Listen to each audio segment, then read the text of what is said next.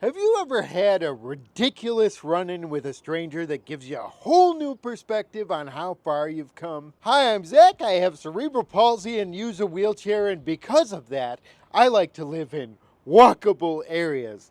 Yes, I understand the irony. Let's move on. So I was zooming outside my apartment, and this woman approached me so excited and said, "Hey, just so you know, just around the corner at the Olive Garden, you can get soup, salad, and breadsticks for like $12. I don't think I've ever felt as indignant at an interaction in my life. I wanted to say to this woman, yeah, I know.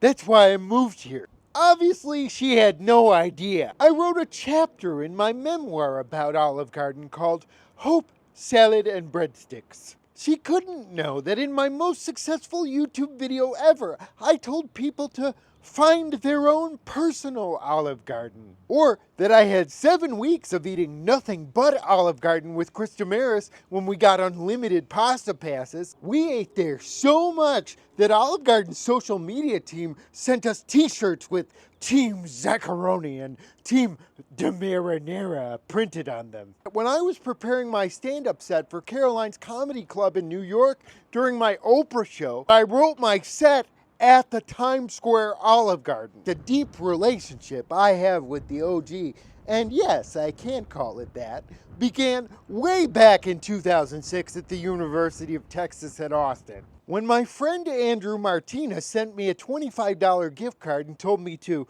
take a hot date there, it hit me like a ton of bricks that even though I'd been going to that school for a year and made a name for myself as this brash and irreverent comedian, I didn't feel comfortable inviting anyone to the Olive Garden. And that was the wake-up call I needed to become a more vulnerable and well-rounded person.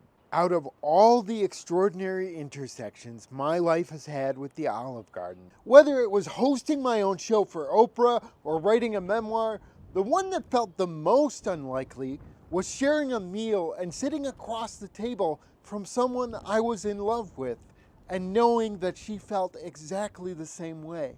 So as this stranger on the street wanted to tell me what a great value the Olive Garden was, I wanted to tell her that she has no idea, because these days I go with the love of my life, my wife Carly, who, as it turns out before we met, worked at the Olive Garden. Just goes to show you, sometimes the best things in life take 20 years to be just around the corner.